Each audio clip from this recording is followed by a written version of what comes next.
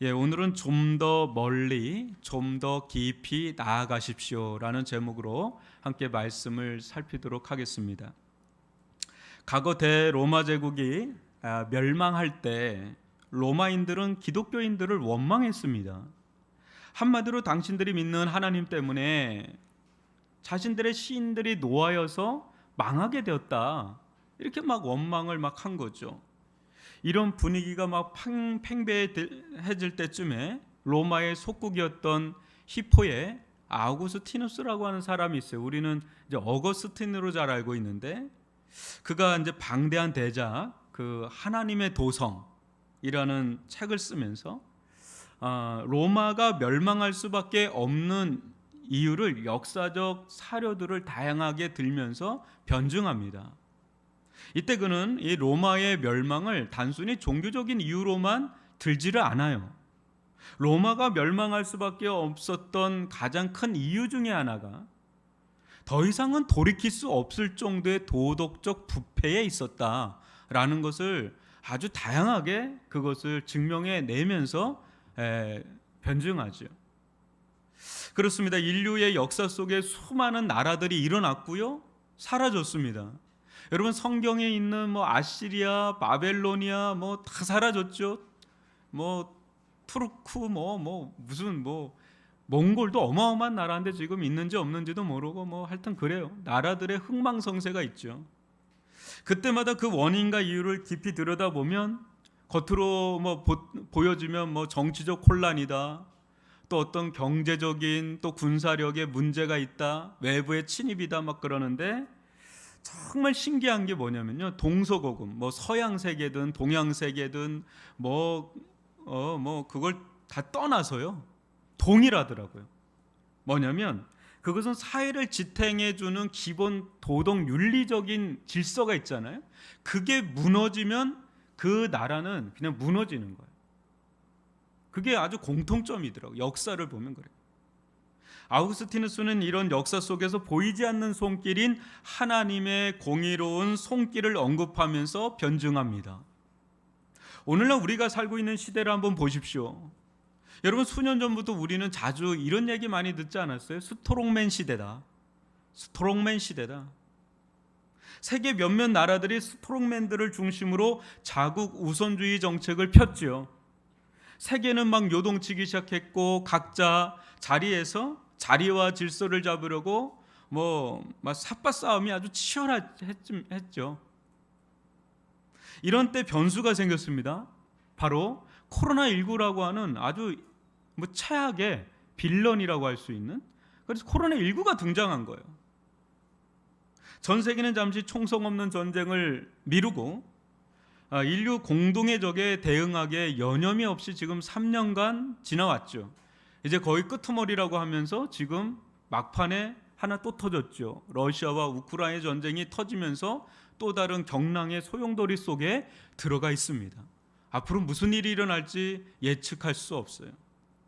이와 더불어 여러분 어때요? 기후위기다, 또 식량위기다, 또 각종 자연재해가 또 막 있고요, 또 원자재 공급의 부족이 막 일어나면서 고금리, 고환율, 또 고물가, 경제 침체가 막 쓰나미처럼 정신없이 달려오면서 서로 이제 패권 싸움을 다시 시작하고 거기서 각자 도생의 길을 가고 있는 그런 속에 있습니다.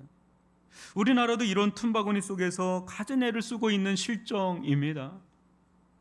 우리는 앞으로 무슨 일이 일어날지 전혀 알 수 없는 초예측의 예측 불허의 시대에 들어가 있다고 해도 과언이 아니죠. 여러분, 내년에 무슨 일이 일어날지 알아요? 내후년 무슨 일 일어날지 아세요? 저는 무슨 일이 일어날지 모르겠어요. 너무너무 많이 변화가 일어났어요. 이러한 일련의 혼란 속에 있기 쉬운 한 가지가 바로 하나님의 존재하심과 하나님의 역사하심이 아닌가 싶습니다. 이런 때 하나님은 마치 안이 계신 것 같은 느낌을 받습니다. 우리가 지금 이렇게 힘든데 하나님은 지금 뭐하고 계시는 것입니까? 라는 말이 막 나오는 거죠. 하나님 뭐 좀 역사하셔서 코로나도 없애주시고 전쟁도 없애주시고 물가도 좀 잡아주시고 막 이랬으면 좋겠는데 하나님이 안에 계신 것 같은 그런 느낌을 받을 때가 있습니다.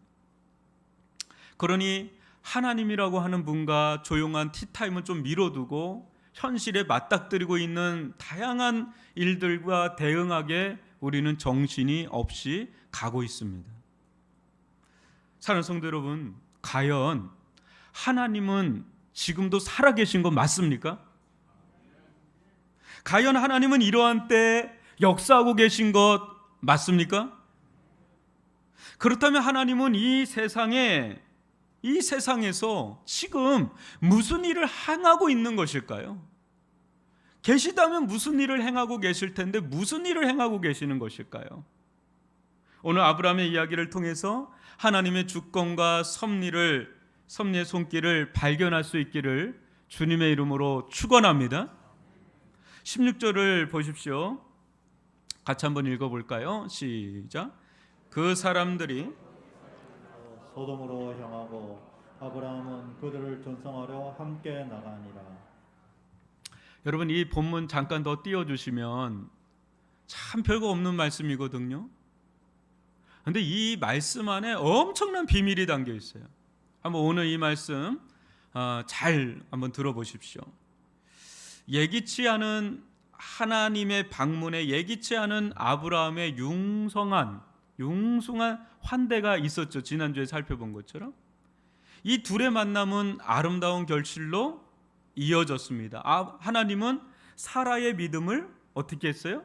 아브라함과 같은 믿음의 반열로 세우셨고 내년 이맘때쯤에 아들이 있을 것이라는 소망과 생명의 약속을 주셨습니다. 이는 아브라함에게 정말 꿈과 같은 말씀이죠. 정말 꿈과 같은 복이죠. 그죠? 여러분, 우리가 지난주 살펴본 것처럼 아브라함은 너무 지나칠 정도로 하나님을 환대를 했어요. 그런데 그가 받은 복에 비하면 그가 한 환대는 아무것도 아닐 정도로, 그가 가진 전부를 들어도 아깝지 않을 정도의 엄청난 복을 받았죠. 어떤 복이에요? 아들 주겠다. 여러분 100세예요. 100세. 모든 걸 다 가져도 후사가 끊어지면 끝나는 거잖아요. 그러니까 이 오매불망 아들 하나 바라고 있는데 이게 없었는데 지금 그걸 주신다고 하니까 그가 했던 한대는 뭐 그렇게 큰 게 아닐 정도로, 그거에 비해서 하나님이 주신 복은 너무 감당할 수 없는 복을 주시는 장면을 우리는 지난주에 살펴봤죠. 여러분, 우리가 믿는 하나님은 째째하신 분이 아닌 줄 믿습니다. 우리가 드린 것과 비교도 할 수 없는 은혜, 차고도 넘치게 부어주시는 풍성한 하나님이신 줄 믿습니다. 하나님 앞에 재지 마시기를 바라요. 여러분, 하나님 앞에 재지 마시고 쑥 들어가기를 바랍니다. 여러분들이 하나님께 드리는 것 이상으로 하나님은 차고도 넘치도록 부어주실 수 있는 풍성한 하나님이신 줄 믿습니다. 이 아브라함의 태도를 또 한번 보십시오. 참 저는 이 장면이 놀라운데요. 이 하나님과 두 천사가 축복하고 이제 가려던 길을 이제 다시 가려고 딱 일어났을 때 보통 사람들은 다 어떻게 합니까? 배웅을 하죠. 근데 어디까지 배웅하죠? 자기 장막문 앞에서 정중하게 배웅하죠. 이제 잘 가시라고. 근데 아브라함 어떻게 합니까? 장막문에서 배웅하지 않아요. 지금 몇 세예요? 아브라함이? 100세죠. 100세. 이 100세가 된 노인이 소돔으로 향하는 그들을 전승하려고 갈 수 있는 데까지 끝까지 따라가는 장면이 이 16절의 모습이에요, 여러분. 만약에 여기서 그가 멈췄다면 그 이후에 우리가 살펴볼 내용들은 없었겠죠. 근데 끝까지 따라가는 거죠. 여기서 나가니라라는 단어가 나오는데 이것은 에녹이 하나님과 동행했다라고 할 때 그 동행과 같은 단어예요. 그게 뭐예요? 아브라함은 그가 갈 수 있는 경계선 그 끝까지, 아니 더 갈 수 있다면 더 하나님과 함께하고 싶은 그런 마음이 있었고 실제 함께 했다는 겁니다. 이런 모습은 누가 뭐 하라 마라의 문제가 아니에요. 자기 마음이 끌리는 거죠. 하나님과 동행하고 싶은, 어디까지? 끝까지, 갈 수 있는 데까지 끝까지. 사랑하는 성도들은 사람도 태도를 보고 그러잖아요. 그가 건성으로 하는지, 뭐 눈가림으로 하는지, 거짓으로 하는지, 대충 하는지, 예? 또 계산적으로 하는 건지, 진심으로 하는 건지, 순수하게 하는 건지 이렇게 보면 알잖아요. 그죠? 공병호 박사가 직장 생활을 하는데 이 상사가 이렇게 지나가면 괜히 열심히 하는 척 하는 사람들이 있대요. 그러면 그냥 지나친다고 그럽니다. 저 사람이 왜 괜히 이렇게 열심히 하는 척을 알기 때문에. 어떻게 알아요? 자기도 그래 봤기 때문에. 불편한 거예요. 상사가 불편해서 괜히 뭐 안 하던 프린터기 하고 있고, 뭐 안 하던 컴퓨터 작업하고 있고, 뭐 이렇게 하는 거예요.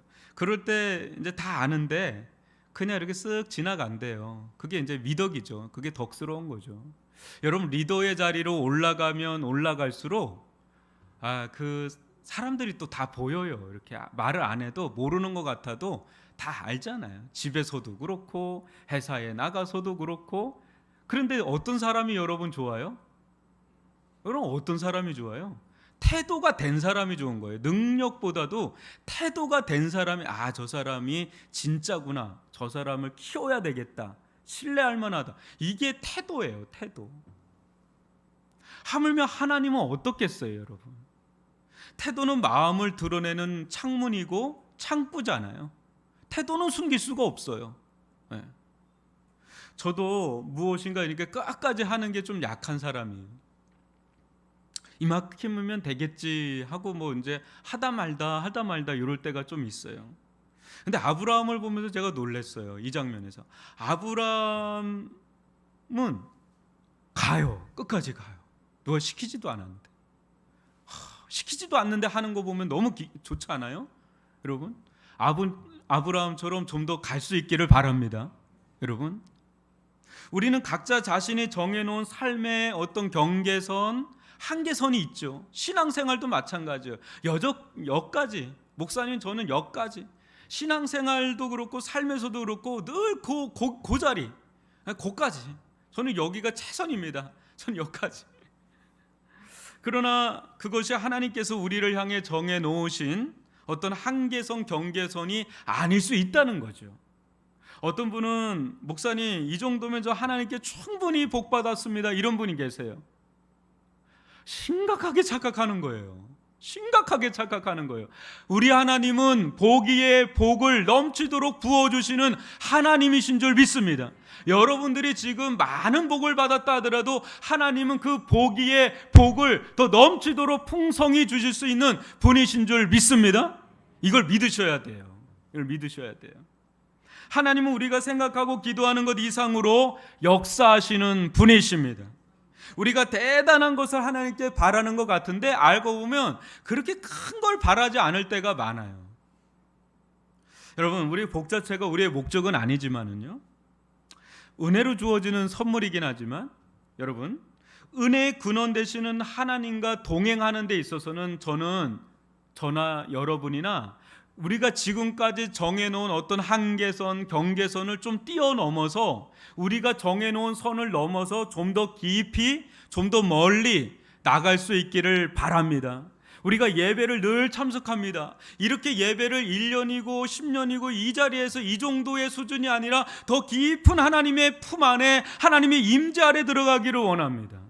말씀의 세계도 이 얕은 물가에서 청벙거리는 게 아니라 말씀의 깊은, 더 먼 말씀의 세계로 들어가기를 원합니다. 성김의 깊이도 더 깊이, 더 멀리 들어가기를 원합니다. 하나님의 임재 아래 더 깊이 들어가기를 원합니다. 우리가 정해놓은 선을 좀 뛰어넘자고요. 아브라함처럼 그냥 장막 문 정도가 아니라 더 멀리, 더 깊이 들어갈 때 거기에 또 다른 비경이 열리고 또 다른 은혜의 세계가 열리고 하늘문이 열리는 은혜를 경험하게 될 줄 믿습니다. 그때 그 부어주시는 은혜가 남다른 거예요. 여러분, 다시 한번 아브라함을 보세요. 아브라함이 막 무언가를 기대해서 하나님을 존송한 건 아니지만 하나님은 그의 순전함과 그의 진실한 마음에 감동해서 아들을 주시는 것을 받았잖아요, 이미. 그런데 지금 앞으로 살펴보는 말씀을 보면 예기치 않는 제2차, 3차의 은혜를 더 주시는 것을 볼 수가 있어요. 그러니까 하나님께서 우리에게 다 준 게 아니에요, 아직까지는. 우리에게 또 주시고 그 위에 또 주실 수 있는 분이다라는 거. 어떤 자가 그걸 받아요? 하나님과 동행하는 사람이죠. 하나님과 동행하는 사람. 여러분, 어떤 일을 하면은 어떤 리더를 만날 때가 있어요. 그래서 사무적인 일만 하고 딱 끝나면 그 정도밖에 그 사람에게 얻는 게 없어요. 근데 그 사람과 더 가까이 가서 배우고 싶다고 차 한잔하자고 막 얘기하고 땡쓰잖아요. 그런 차 한잔하면서 툭툭 한마디 내뱉는데 거기에 아주 100만 불짜리 지혜들이 막 떨어져요. 그게 이제는 얻는 거예요. 똑같아요. 하나님께 그냥 딱 만나고 그냥 딱 끝나는 게 아니라 더 들어가는 거예요. 더 들어가는 거예요. 그러면 거기서 하나님이 또 보여주고 또 보여준다는 거죠. 여러분, 17절로 19절 한번 보십시오. 교독으로 한번 읽어봅니다. 여호와께서 이르시되 내가 하려는 것을 아브라함에게 숨기겠느냐? 아브라함은 강대한 나라가 되고 천하 만민은 그로 말미암아 복을 받게 될 것이 아니냐. 내가 그로 그 자식과 건속에게 명하여 여호와의 도를 지켜 의와 공도를 행하게 하려고 그를 택하였나니 이는 나 여호와가 아브라함에게 대하여 말한 일을 이루려 함이니라. 아멘. 첫째로 하나님은 아브라함에게 아무것도 숨기지 않는 친구로 삼아주시는 은혜를 베푸십니다. 만약에 장막문에서 그냥 인사만 딱 하고 끝냈다면 이 말씀을 들을 기회를 놓쳐버리죠. 그런데 아브라함 끝까지 따라갈 때 하나님께서 이 말씀을 하시는 거예요. 너에게는 아무것도 숨기지 않겠다. 너는 나의 친구다. 여러분도 세상에 둘도 없는 친구가 있으실 겁니다. 그 사람이 나이가 많든 적든 속 깊은 곳까지 숨기지 않고 이야기하는 사이가 있다면 얼마나 행복한 사람입니까? 여러분, 우리의 속상한 것들, 우리의 영적인 이야기까지 다 얘기할 수 있는 그 한 사람만 있어도 여러분 행복한 사람이에요. 아브라함이 한 것이라곤 하나님과 끝까지 동행하려고 한 것밖에 없는데 하나님은 그런 아브라함에게 자신이 하려는 일을 숨기지 않고 친구처럼 다 말하겠다. 이거는 최고의 은혜죠. 하나님의 속 깊은 계획과 마음을 다 들을 수 있다는 것은 너무나 큰 특권이고 은혜죠. 여러분, 하나님과 친구처럼 숨김없이 이야기하는 사이가 된다는 것은 우리가 다음 주에 살펴보는 것처럼 왕적 권세를 행사하는 거예요. 왕적 권세를 하나님하고 주거니 받거니 교제할 수 있는 거니까. 아브라함도 하나님을 신뢰했지만 하나님도 아브라함을 이제 신뢰하는 모습을 보여줍니다. 여러분, 우리는 보통 누구와 친구가 됩니까? 여러분, 누구와 친구가 돼요? 늘 옆에 함께하는 사람 아닙니까? 그죠? 가까이 살아도 만나지 않고 대화가 없는 분들이 있죠. 친구 되기가 어렵죠. 근데 멀리 살아도 어떤 수를 쓰더라도 연락을 하는 거죠. 뭐 카톡으로도 하고 보이스톡으로도 해가지고 미국에 있는 친구하고 얘기하고 뭐 어제 얘기했는데 또 오늘 또 얘기하고 할 얘기가 왜 이렇게 많은지. 여러분, 카페에서 3-4시간을 얘기했는데 또 집에 가서 저녁에 또 전화해.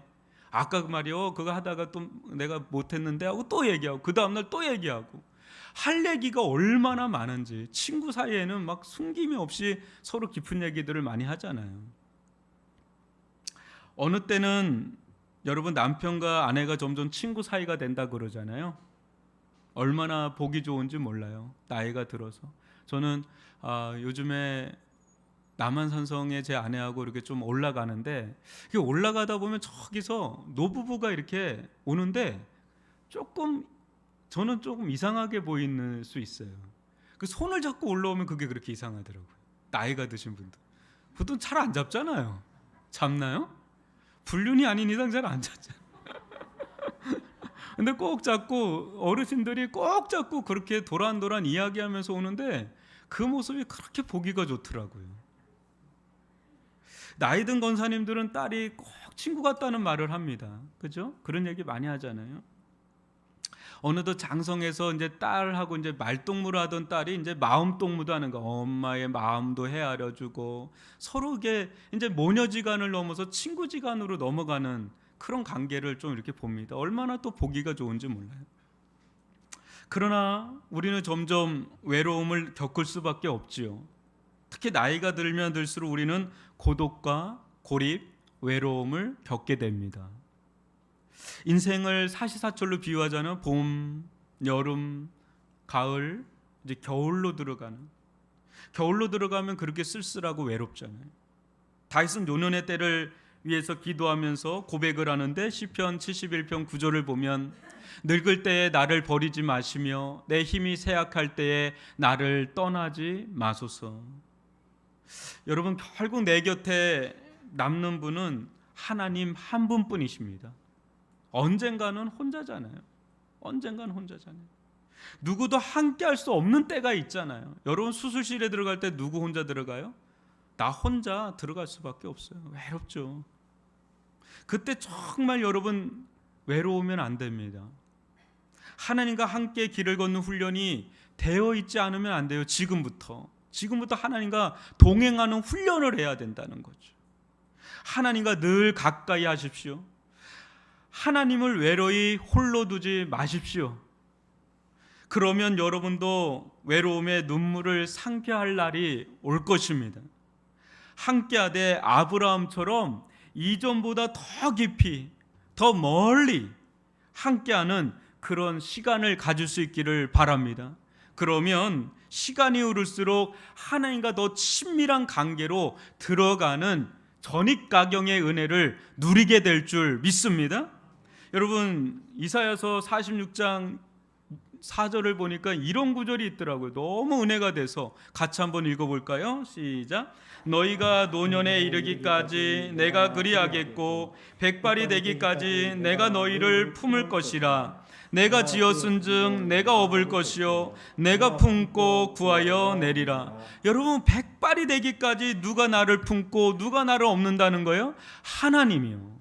우리가 믿는 하나님은 나를 백발이 되기까지 버리지 아니하시고 품고 얻고 하나님의 나라로 이끌어 간다는 걸 믿으시길 바랍니다. 하나님의 품으심을 노년이 되면 될수록, 나이를 들면 들수록 더 충만히, 더 풍성히 경험할 수 있기를 주님의 이름으로 축원합니다.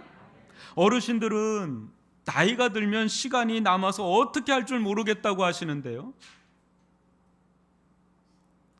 그 여유로운 시간을 젊은이들이 얼마나 여러분 고대하는지 아십니까?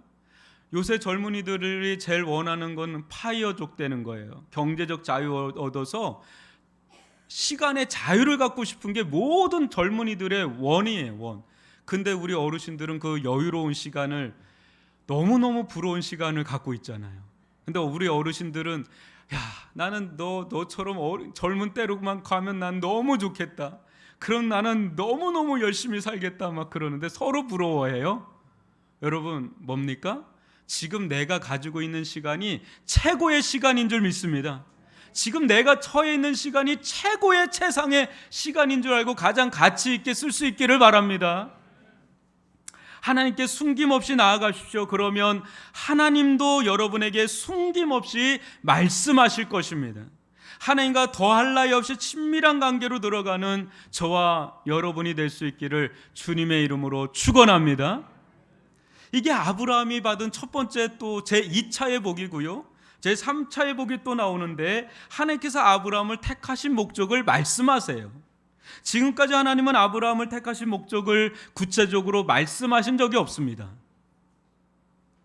그러나 아브라함이 갈 수 있는 데까지 하나님을 따라갔을 때 하나님은 뜻밖의 그를 택한 목적의 비밀을 말씀해 주세요.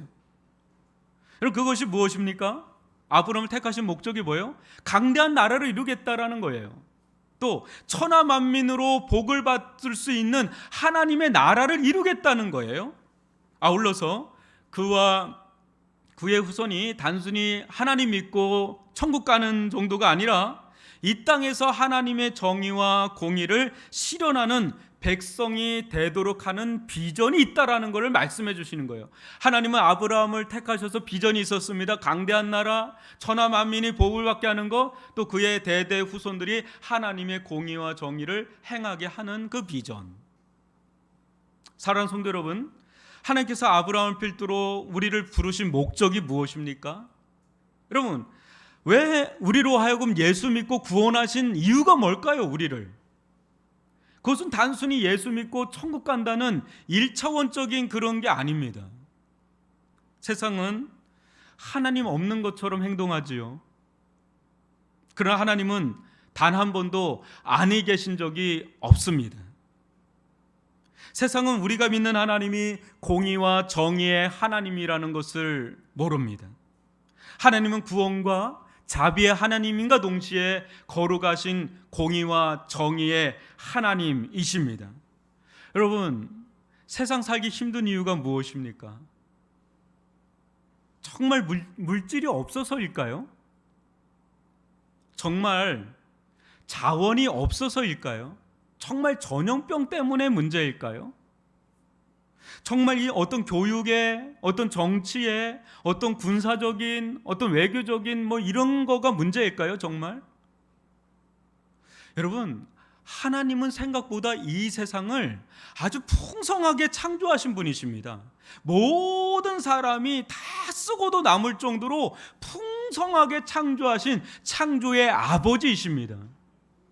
그런데 우리는 왜 이렇게 수많은 모순과 고통 속에 살아가야 되는 것입니까? 어떤 사람은 너무 행복하게 산다고 하는데 어떤 사람은 너무너무 힘겹게 사는 이런 부조리들은 왜 일어나는 겁니까? 쉼없이. 깊이 들여다보면 우리의 그 이기적인 욕망, 자기밖에 모르는 그 추하고 더러운 욕심 때문 아닙니까? 하나님의 정의와 공의를 저버리고 온갖 불의와 불법을 해서라도 남의 것을 빼앗고 자기의 그 욕심을 채우려고 하기 때문에 끊임없이 문제가 터지고 일어나는 것을 우리는 보지 않아요? 지금 여러분 뉴스를 보니까 신당역 스토킹 사건 연일 나오던데요. 그 너무 아픈 사건들이 연일 나오는 이유가 뭘까요? 그게 대체. 또 여중사, 공군 여중사 자살 사건, 또 서해 공무원 그 사건들이 전말이 막 나타났잖아요. 드러났잖아요. 이 공의와 정의만 살아있어도 사람 살만한 곳이 되는데 그게 그렇게 어려운 거예요. 그걸 은폐하고 그걸 덮고 엄폐하고 불의와 불법으로 덮어버리고 숨을 못 쉬겠는 거죠. 숨을 못 쉬겠는 거죠. 여러분, 세상을 아름답게 하는 것은 사랑이지만 사랑 하나만으로 안 돼요. 거기에 공의와 정의가 세워져 나갈 때 사랑은 빛을 발하기 시작하죠. 그러나 이 시대 과연 하나님의 정의와 공의가 세워져 있나? 한번 우리는 이 부분을 살펴볼 필요가 있습니다. 여러분, 미국 하버드 대학의 마이클 샌덜 교수가 쓴 정의란 무엇인가라는 책 있죠. 여러분 좀 보신 적 있나요? 수년 전에 베스트셀러가 됐습니다. 근데 그 책이 엄청 어려워요. 봐도 모르는 책이 베스트셀러가 됐어요. 그 말은 뭐냐면 몰라도 그냥 사는 거예요. 그냥 그 제목이 좋아가지고. 정의란 무엇인가? 뭐예요? 정의와 공의의 허기짐이 있다는 거예요. 이 시대가. 제발 이 시대가 정의로웠으면 좋겠다. 제발 이 시대가 공의로우면 좋겠다. 그러한 마음으로 막 산 거죠. 읽지는 않아요. 저도 사고 읽지는 않았는데 어려워요. 하나님의 정의와 공의가 서면 설수록 세상은 더할 나위 없이 살기 좋은 세상이 됩니다.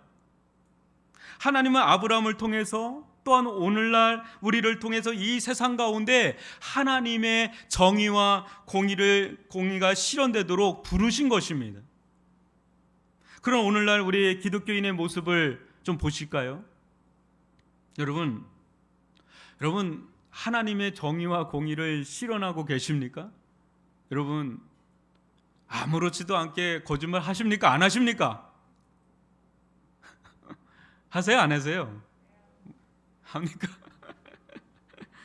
여러분 누구보다 정직하게 행하십니까?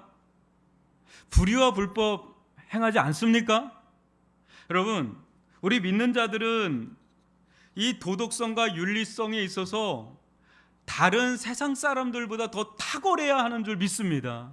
여러분, 우리의 도덕성과 윤리성의 벽이 무너지면요, 세상에 소망이 없습니다.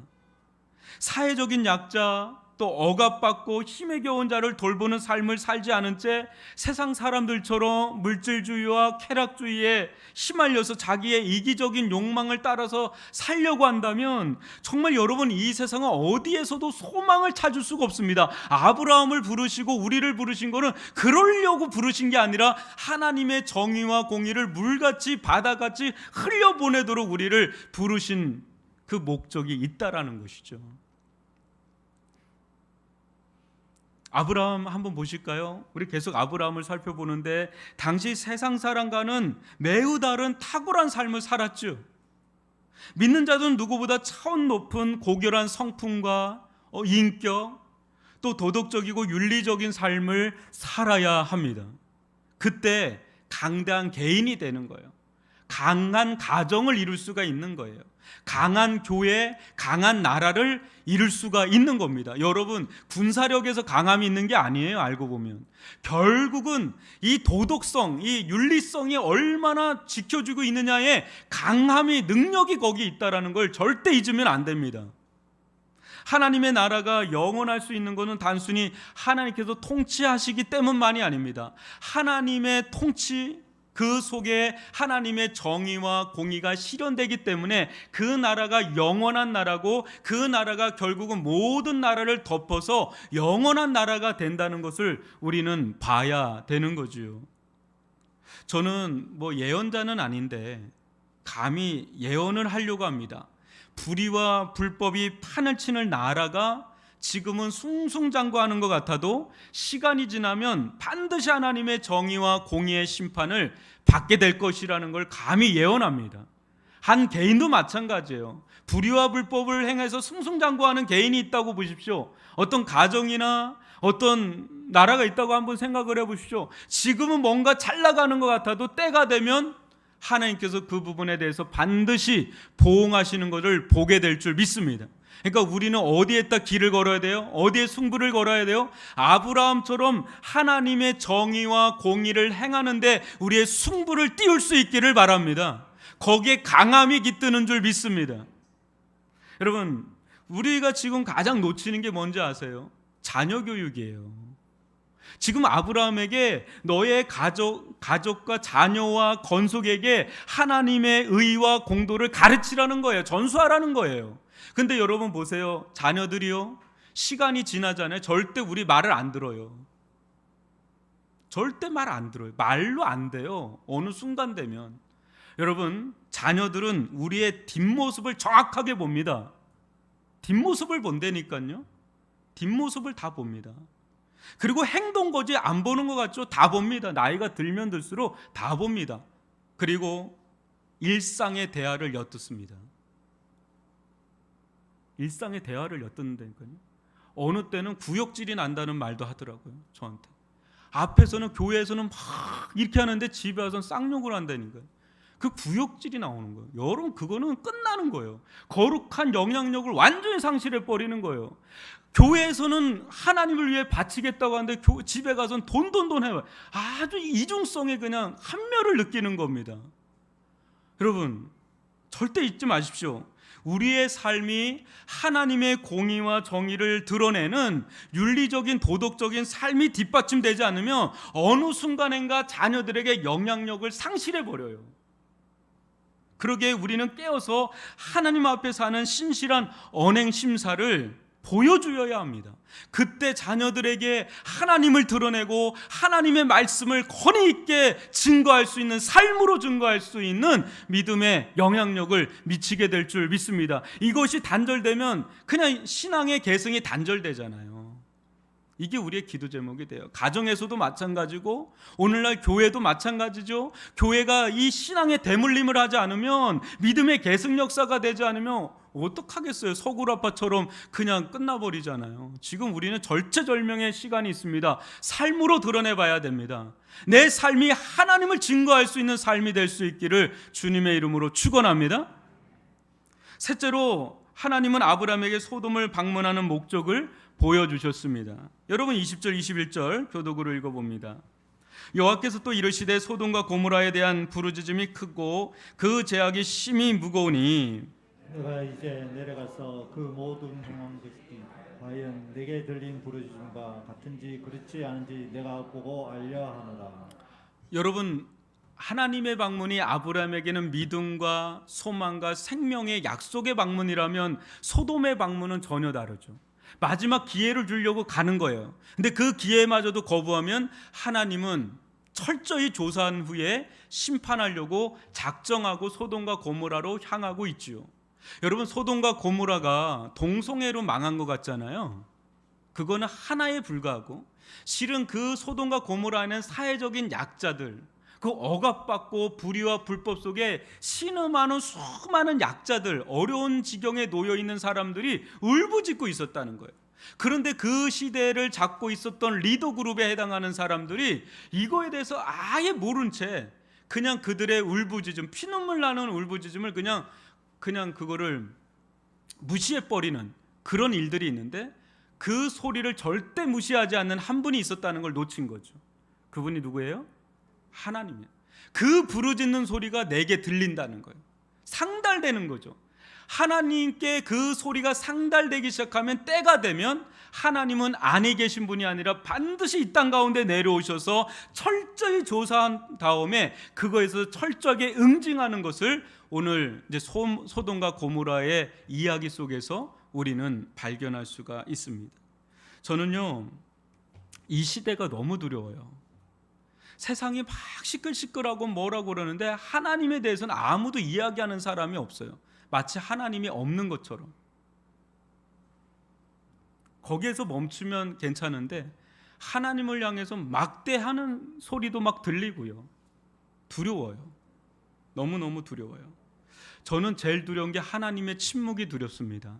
여러분 성경에서 하나님의 침묵은 하나님의 진노와 심판의 전조거든요. 가장 아무것도 일어날 것 같지 않는 조용한 때가 가장 위험한 때라는 걸 노아 시대 때나 소돔과 고모라 시대 때 아무도 그거를 알지 못합니다. 막 깽가리 치면서 하나님 온다 그러면 누구나 다 깨어서 있었겠죠. 도적같이 오니까. 그러니까 지금 이 시대가 그래서 저는 두렵습니다. 저는 이제 사람들이 막 부르짖는 걸 넘어서 코로나19를 통해서 기후 위기를 통해서 이게 지구 자체가 하나님께 울부짖는다고 저는 그렇게 보는 입장이에요. 자연 세계가 부르짖고 있다고. 왜 부르짖을까요? 인간의 욕망 때문에 부르짖고 있다. 아파서. 여러분 그 소리 들리나요? 기후 위기가 어떤 소리로 들리나요? 저는 자연이 하나님께 우리를 고발하는 소리로 들려요. 우리 인류의 죄를 고발하고 있는 소리로 들려요. 세계 곳곳에서 하나님을 향해 부르짖는 소리가 아우성치는데 어느 누구도 이 소리가 하나님께 상달되고 있다는 위기의식을 갖지 못합니다. 이 두렵고 떨리는 시대에 우리는 요동치는 세상의 정세를 볼 게 아니라 은밀하지만 절대 은밀하지 않는 한 분, 자맹하시지만 철저히 조사하고 계시는 그 하나님, 그 하나님의 손길을 볼 수 있기를 바랍니다. 소돔과 고모라가 당시는 가장 강대한 나라였으나 지금은 역사 속에 흔적조차 찾기 힘들 정도로 사라져버리고 당시 자녀 하나 없이 미약하기 그지없는 그러나 하나님의 공의와 정의를 지킨 아브라함은 지금 하나님의 나라를 이뤄가고 있으니 하나님의 정의와 공의를 지키는 길을 걸어가시기를 주님의 이름으로 부탁드립니다. 그것이 이 세상에서 가장 강한 길이고 생명의 길이고 영원한 길인 것을 믿으시기를 바랍니다. 여러분 아브라함의 길을 따라갈 것인지 아니면 소돔과 고모라의 길을 따라갈 것인지 우리는 양당간 선택해야 됩니다. 아브라함은 그냥 적당하게 따라간 것이 아니라 더 깊이 더 멀리 따라갔습니다. 그때 하나님의 또 다른 세계를 보여주고 또 다른 세계를 보여주면서 하나님의 정의와 공의를 실현하는 사람으로 서나가는 것을 보게 됩니다. 여러분, 강한 길이 어떤 길일까요? 하나님께 붙어 있는 길입니다. 하나님의 뜻을 순종하면서 나아가는 그 길에 있습니다. 그때 그 가정이 씁니다. 그때 그 개인이 씁니다. 그때 그 교회가 쓰고 그 나라가 서는 줄 믿습니다. 우리 믿는 성도들이 부르신 목적을 따라서 하나님의 공의와 정의를 이 땅 가운데 실현하면서 나아갈 때 우리를 통하여 하나님은 지금도 살아 역사하는 일들을 행하실 줄 믿습니다. 그런 은혜를 누리는 저와 여러분이 되기를 주님의 이름으로 축원합니다. 기도합니다. 사랑의 하나님 아버지,